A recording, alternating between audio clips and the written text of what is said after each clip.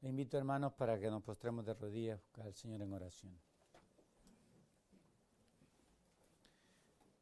Padre nuestro que estás en los cielos, en este momento venimos confiados en que hemos confesado nuestros pecados, nuestras rebeliones y nuestras iniquidades.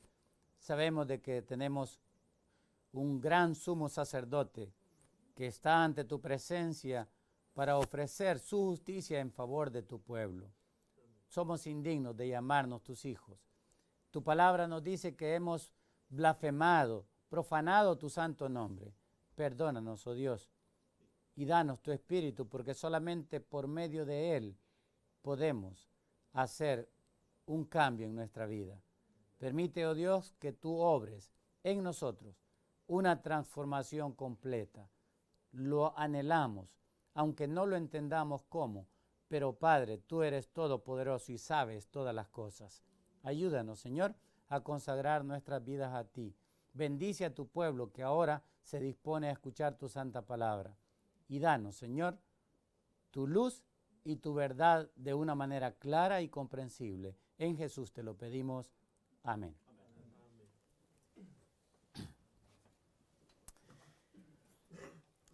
Este tema, para los que estamos aquí, para los que están viéndonos ahorita en vivo o los que nos van a ver a través de la grabación, quiero decirles que es producto de una discusión que tuve justamente ayer y antier, un poco en el Facebook, con algunos hermanos que se llaman o que han sido adventistas y que ahora no creen en la verdad de la purificación del santuario a la luz de Daniel 8:14, que tiene que ver con el gran día de juicio que habla el libro de Apocalipsis 14:6 y 7, y también que tiene que ver con el Yom Kippur, que tiene que ocurrir antes o el día de expiación del pueblo o de limpieza del pueblo, que debe ocurrir antes de que Cristo venga, para que cuando Él venga pueda encontrar una iglesia ¿cómo? Santa, sin mancha e irreprensible delante del trono de Dios. Hay muchos que no creen en la relación de Daniel 7 y 8. Ahora voy a tratar de volar este tema para presentarles. Hice un cuadro justo esta mañana. Esto lo hice así brevemente, pero para todos los que nos ven, quiero decirles que primeramente nuestro Señor, si nos provee los fondos, haremos algunos cuadros ya más bonitos que lo que he hecho allí en cuestión de... Este cuadro lo hice nada más justo antes de comenzar el sermón. Al llegar a las 9 de la mañana, comencé a hacer este cuadro y lo terminé así brevemente. No, disculpen lo que no está muy ordenado, pero la próxima vez lo tendremos mejor. Vamos a tratar de explicar Daniel capítulo 7, pero el enfoque es aquí el día de expiación. Eso es lo que vamos a tratar de entender. Y es importante que entendamos un poco, para entender el día de expiación, que entendamos las fiestas de Dios. Para comenzar, quiero que leamos un versículo. Pablo escribió que habrá un juicio venidero para el pueblo de Dios. También escribió Pedro de lo mismo. Escuchen lo que Pablo le dijo al gobernador de Cesarea, Félix. Hechos capítulo 24, rapidito.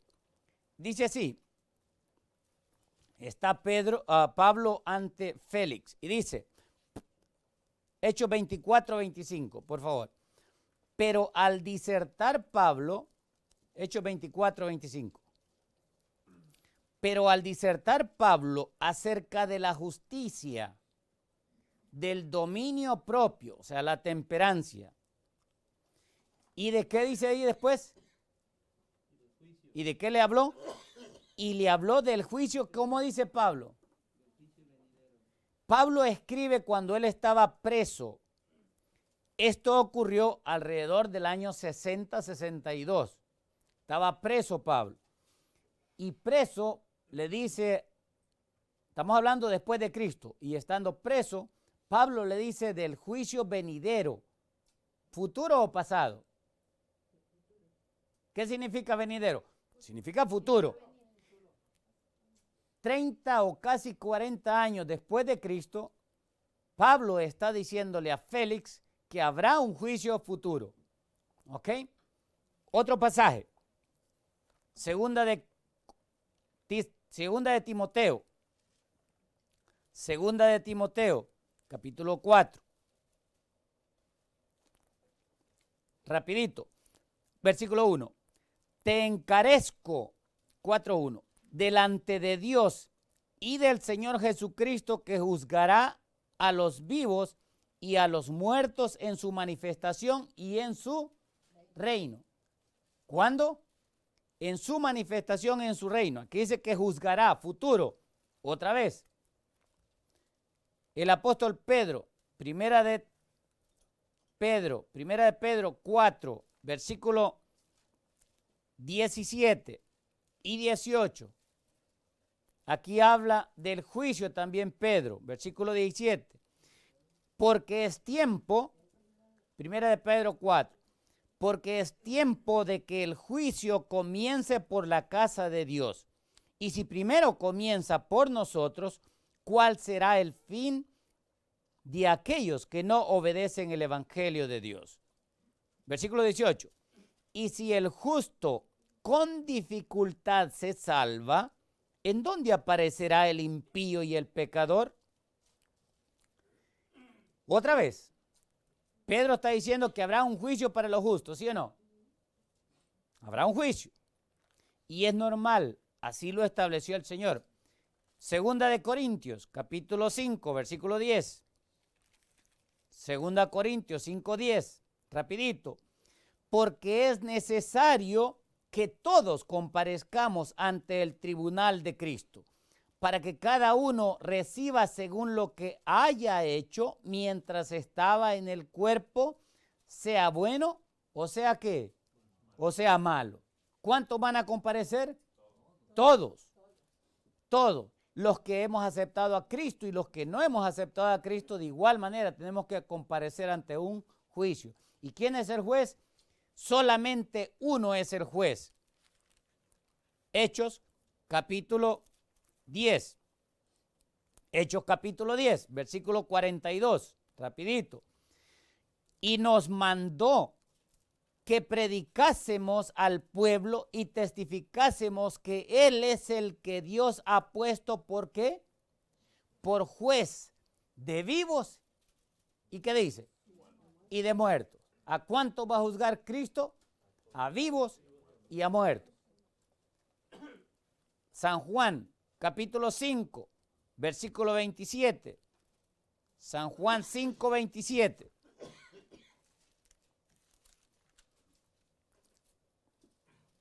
Pero vamos a leer el 26 también, por favor.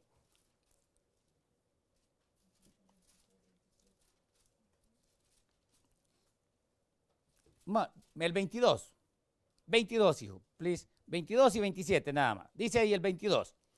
Porque el Padre a nadie ¿qué? A nadie juzga, sino que todo el juicio dio al Hijo. Versículo 27.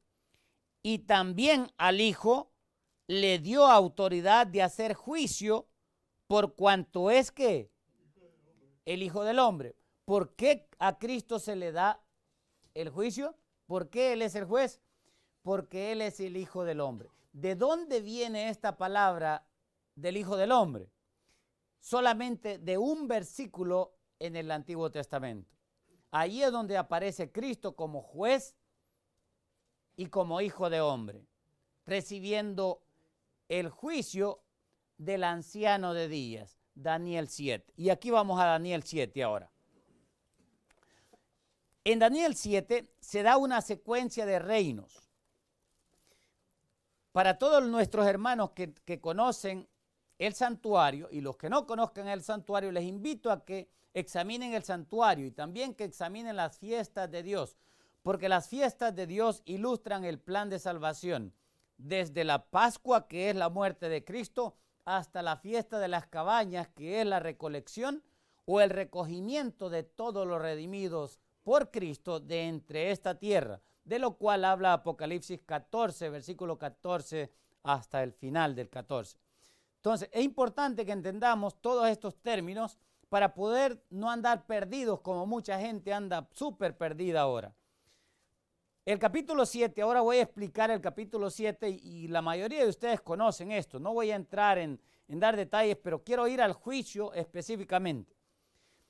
En el versículo 1 y 3, del 1 al 3, habla de que a Daniel se le dio una visión, una jazón. Y esa jazón es una visión grande de lo que iba a ocurrir desde el tiempo de Babilonia, desde el tiempo de Daniel, hasta el final. Dios le muestra la experiencia por la cual iba a pasar el pueblo de Dios en relación con los reinos de este mundo. Cómo ellos iban a ser atacados, los santos iban a ser atacados por los reinos de este mundo. Y comienza Dios a mostrar al primer reino, al reino babilónico, ilustrado por un león con 4 alas. Está en el versículo 4. Y ustedes tienen aquí hice este cuadro yo, donde puse Daniel 7 y Daniel 8. Dije que este cuadro lo hice así apurado. En Daniel 7 comienza el imperio babilónico. En el año 605 antes de Cristo comienza el imperio babilónico y es este periodo acá. Después continúa el siguiente imperio, que es el imperio medo-persa, simbolizado por el oso en el versículo 7 del capítulo 7, Daniel 7:7, el imperio medo-persa, que comienza en el año 538 antes de Cristo y llega hasta al año 331, que fue cuando se le quita el poder al imperio medo-persa por medio de Alejandro el Magno, Alejandro el Grande. Y ahí tiene Grecia en el año 331. Después viene el imperio griego y comienza desde el año 331 hasta el año 168, que fue cuando cae el imperio griego y ahora el imperio o las naciones son gobernadas por Roma hasta el fin, que es la cuarta bestia. Esto es lo que muestra en cuanto a las bestias en el libro de Daniel del capítulo 7, del capítulo 7, versículo 1 hasta el 7. Ahora observen el versículo 7. Quiero que lo leamos, 7:7. Daniel 7:7. Que es habla de la cuarta bestia, que es Roma. Después de esto miraba yo en las visiones de la noche, y he aquí la cuarta bestia espantosa y terrible, y en gran manera fuerte, la cual tenía unos dientes grandes de hierro, devoraba y desmenuzaba, y las sobras hollaba con sus pies, y era muy diferente de todas las bestias que vi antes de ella. ¿Y qué le vio al final a esta bestia? A la cuarta bestia, ¿qué le vio? Le vio 10 cuernos.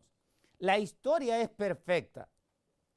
Dios es perfecto en todo lo que hace. Y el orden que ha puesto en este capítulo es perfecto también. Armoniza con todo lo que Dios ha hecho o va a hacer a través de la historia. Mi pregunta: si el imperio romano comienza a gobernar en el año 168 antes de Cristo, esta cruz es antes de Cristo. Y pongo la relación aquí entre Daniel 8 y Daniel 7 para que entiendan en que Daniel 8 se enfoca en mostrar la obra de Cristo en la dispensación de Él en el santuario celestial. Eso es lo que muestra Daniel 8. Daniel 7 nos muestra la obra de las bestias en contra del pueblo de Dios, pero finalmente, y vemos que el imperio romano, después de Cristo, cae en el año 476. Esto ocurre en el año, los 10 dedos, Roma, la Roma imperial se divide en 10 dedos en el año 476. Por cierto, no lo escribí aquí. Después de Cristo. O sea, esto no es antes de Cristo. Ya en nuestro tiempo, en nuestra era, en nuestra dispensación cristiana, en el año 476 cae el último emperador romano, que se llamó Rómulo Augusto. Al caer Rómulo Augusto, termina el periodo de la Roma imperial, la Roma de los Césares, y comienza en este periodo, es cuando hay una transformación. El Imperio Romano se divide en 10 naciones europeas, lo que muestra en el versículo 7 al final. Estamos hablando del tiempo final. Pero leamos ahora el 8. Observen lo que dice el 8. 7:8. Mientras yo contemplaba los cuernos, he aquí que otro cuerno salía entre ellos, y delante de él fueron arrancados, ¿qué? 3 cuernos de los primeros. Y he aquí que este cuerno tenía ojos como de ¿qué? Ojos como de hombre, y una boca que hablaba grandes cosas. ¿Qué pasó? Cuando él ve los 10 cuernos, que fue en el año 476 de nuestra era, ve que entre los 10 cuernos se levanta ¿qué? Se levanta otro cuerno, y ese se conoce como el cuerno pequeño, que era pequeño al principio, pero se hizo grande y tomó el imperio romano. Con su silla que los césares tenían, y se convierte en lo que se conoce como la Roma papal, que es lo que en la historia cristiana se conoce como el Sacro Imperio Romano. Cuando comienza a tomar control de las naciones el Sacro Imperio Romano, lo vamos a ver en la historia. Eso ocurrió, por cierto, ocurrió un poco después del año 476. No lo puse ahí, se me pasó, pero eso ocurrió en el año 538 de nuestra era, cuando comienza el periodo de la Roma papal. Tengo que arreglar eso, pero es más, tráigame el marcador, por favor. No, de los otros. Ahora, esto es lo que ocurre. El cuerno pequeño, que es el rojo, negro, rápido. El cuerno pequeño, más o menos es aquí, 4. Esto ocurre en el 538. Y esto ocurre, aquí hay algo que ocurre en el año 1798. Aquí lo voy a poner mejor.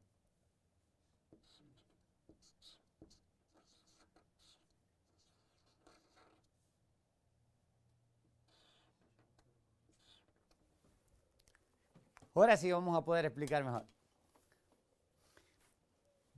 En el año 476 de nuestra era, se forman las 10 naciones europeas al caer el imperio de los Césares.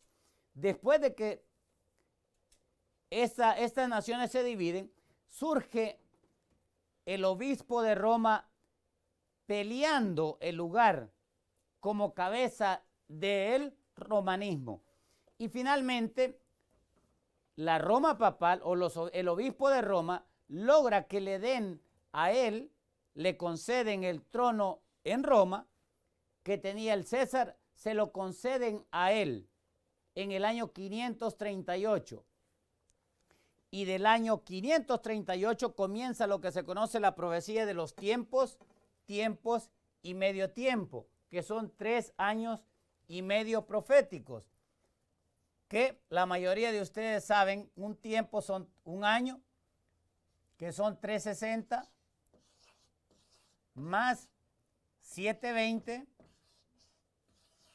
más 180, y eso nos da un total de 1260 años.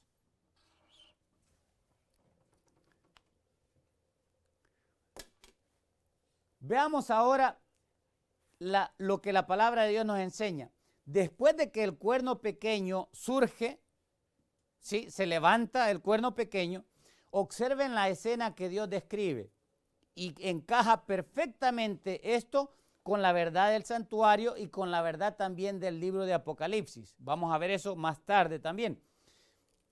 En el versículo 8 terminaba que el cuerno pequeño hablaba grandes cosas y que arrancó 3 cuernos para él tomar la silla papal, la silla de los Césares, y ahora él se convierte en la Roma papal. Primero era Roma imperial de los Césares, ahora es la Roma papal de los papas. Pero es la misma cuarta bestia. Versículo, después de que el cuerno pequeño está en todo su apogeo, observen la escena que Dios describe y cómo encaja perfectamente en la profecía. Versículo 9. Estuve mirando, Daniel 7:9. Estuve mirando hasta que fueron puestos tronos y se sentó un anciano de días, cuyo vestido era blanco como la nieve y el pelo de su cabeza como lana limpia. Su trono llama de fuego y las ruedas del mismo fuego ardiente. Versículo 10. Un río de fuego procedía y salía de delante de él. Millares de millares le servían y millones de millones asistían delante de él. El juez se sentó y los libros fueron ¿qué? Fueron abiertos. Versículo 11. Observen qué pasa con la bestia aquí. Toda la escena, primero está el anciano de días, se sienta el tribunal. Y cuando hay un tribunal es porque viene el juicio, ¿sí o no? Así es. Después de que después de que los 3 cuernos son arrancados y quedan 7 y que se forma el cuerno papal, el cuerno pequeño, ahora este cuerno papal está hablando cosas arrogantes, por supuesto, en contra de Dios, como dice el libro de Apocalipsis, porque es la misma cuarta bestia, blasfemando del tabernáculo de Dios y de los que moran en el cielo, y también blasfemando del templo. Esa es la obra de él. Apocalipsis lo vamos a ver después. Pero aquí en el libro de Daniel, observen lo que ocurre en el versículo 11. Yo entonces miraba a causa del sonido de las grandes palabras que hablaba el cuerno. Miren, el anciano se pone en juicio. Sí, el tribunal se establece, pero el cuerno pequeño seguía hablando, ¿sí o no? Todavía está vivo. ¿Sí o no? Okay, observen bien. Versículo 11 continúa diciendo, miraba hasta que mataron a la bestia. Observen que matan a la bestia. Ahora, ¿quién la mató? ¿Los hombres? No, ahorita van a ver eso. Y su cuerpo, dice, fue destrozado y entregado para ser quemado en el fuego. Versículo 12. Habían también quitado a las otras bestias su ¿qué? Su dominio, pero les había sido prolongada la vida. En otras palabras, murió la bestia, la cuarta bestia, pero todavía siguió con vida, ¿sí o no? Observen eso. Es lo que en Apocalipsis 13 se conoce que recibió la herida de muerte, ¿se acuerdan? Vamos a ver eso más tarde. Y después dice, hasta tiempo y ¿qué? Hasta años y tiempos. La palabra ahí es hasta tiempos y edades. No la han traducido bien los traductores estas palabras, que es lo mismo que aparece acerca de en Hechos 1, parece que el 8, donde dice acerca de los tiempos y las edades, no tenéis necesidad de que os escriba, porque vosotros sabéis, dijo el apóstol Pablo también, en primera de Tesalonicenses 5, ¿se acuerdan? Entonces, habla de los tiempos. ¿Qué tiempos? Los tiempos en que Dios iba a restaurar todo. Ahora, observen, matan a la bestia primero, para después darle el juicio ¿a quién? A Cristo. Versículo 14. Perdón, versículo 13. Miraba yo, versículo 13, miraba yo en la visión de la noche, y he aquí con las nubes del cielo venía uno como un ¿qué? Ahí está el Hijo del Hombre. ¿Quién es a quién se le dio el Padre potestad de juzgar? Cristo dijo en San Juan, lo que leímos en San Juan 5:22, que el Padre a nadie juzga, sino que todo el juicio se lo dio al Hijo. Pero dice que se lo ha dado. El versículo 27 del capítulo 5 dice que le dio el juicio al Hijo porque el Hijo es el Hijo del Hombre. Y aquí está el Hijo del Hombre, tomando la autoridad de hacer juicio ¿de quién? Del Padre. Ya se le había quitado la potestad, la autoridad a la bestia, ¿sí o no? Sí, la bestia había sido muerta, dice aquí, porque Dios lo pone justo en el orden correcto. La bestia muere antes para poderle dar el Padre, el anciano de días, el juicio ¿a quién? Al Hijo. Versículo 13. Miraba yo en la visión de la noche, y he aquí con las nubes del cielo venía uno como un hijo de hombre, que vino hasta el anciano de días y le hicieron acercarse delante de él. Ahí está, ¿acercan a quién? Al Hijo del Hombre, a Cristo. Y dice el versículo 14, y le fue dado dominio, gloria, ¿qué dice ahí? Y reino. ¿A quién se le dio el reino? A Cristo. En este momento se le dio el reino a Cristo. ¿Pero cuál reino? El reino de gloria, porque el reino de gracia lo recibió cuando vino en su primera venida. Ahora se le dio el reino de gloria. Miren lo que dice ahí. Para que todos los pueblos, estoy leyendo el 14, naciones y lenguas le sirvieran. Su dominio es dominio eterno, que nunca pasará, y su reino uno que no será destruido. Ahora observen, cuando aquí habla de naciones, lenguas, pueblos, está hablando ya del periodo final de la historia de la humanidad, que es cuando se dividió la bestia en 10 ¿qué? En 10 reinos. Por supuesto, cayeron 3 o arrancó 3 el cuerno pequeño, y ahora quedaron con el cuerno pequeño solamente ¿cuántos? 8. Por si alguien tiene alguna duda, miren la explicación que da ahora el ángel. Versículo 17 en delante. Bueno, vamos a leer el 15, rapidito, 15 en delante. Se me turbó el espíritu a mí, Daniel, en medio de mi cuerpo, y las visiones de mi cabeza me asombraron. Me acerqué a uno de los que asistían y le pregunté, de los que asistían ante el tribunal, y le pregunté la verdad acerca de todo esto. Y me habló y me hizo conocer la interpretación de las cosas. Aquí va la interpretación. Estas 4 grandes bestias son 4 reyes que se levantarán en la tierra. Después, miren lo que dice ahí, recibirán el reino los santos del Altísimo y poseerán el reino hasta el siglo y eternamente.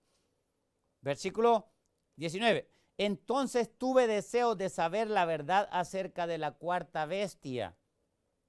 Daniel tuvo el deseo, que era tan diferente de todas las otras, espantosa en gran manera, que tenía dientes de hierro y uñas de bronce, que devoraba y desmenuzaba y las sobras hollaba, ahí está, hollando, miren, hollando con sus pies.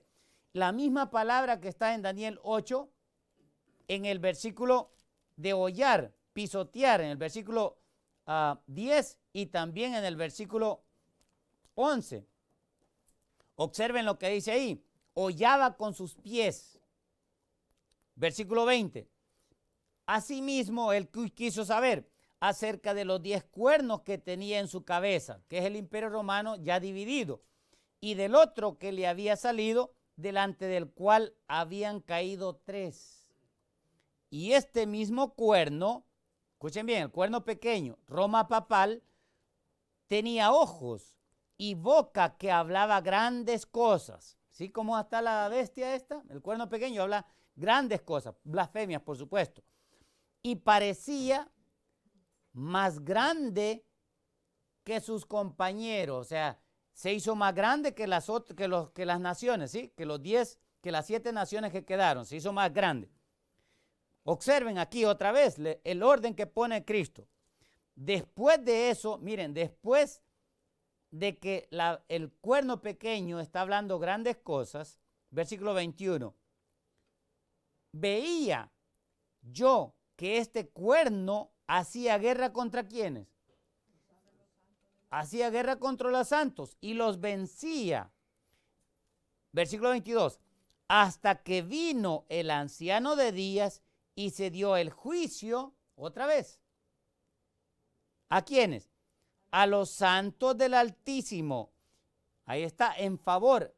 ¿Qué eso significa? Se dio el juicio en favor de los santos del Altísimo que habían sido perseguidos y torturados y muertos. ¿Por quién? Por el cuerno pequeño, Roma papal. En el periodo justo que ahorita vamos a ver, de 1260 años. Versículo 22 termina, y llegó el tiempo, 22, y los santos recibieron ¿qué? El reino. ¿Ok? Da 2. El ángel Gabriel le da una explicación. ¿No? Bueno, ahí es alguien más, ¿no? Es uno de los que servían, no dije quién, pero le da una explicación primero y después para en Cristo y regresa otra vez a explicar la cuarta bestia, pero especialmente los 10 cuernos y el cuerno pequeño. Otra vez, ese cuerno pequeño ya Dios da más detalles. El cuerno pequeño estaba ¿qué? Persiguiendo a ¿quiénes? A los santos y matando a los santos. Pero observen que quien le quita el poder al cuerno pequeño fue el tribunal. El anciano de días se siente en tribunal para juzgar a quién, a la bestia, al cuerno pequeño. Eso ocurre cuando, ahorita van a ver cuándo, los voy a decírselos. Ahora, otra vez retoma la explicación comenzando de la cuarta bestia otra vez, del versículo 23 en delante. Observen. 23. Dijo así, la cuarta bestia, aquí hay detalles otra vez de la cuarta bestia.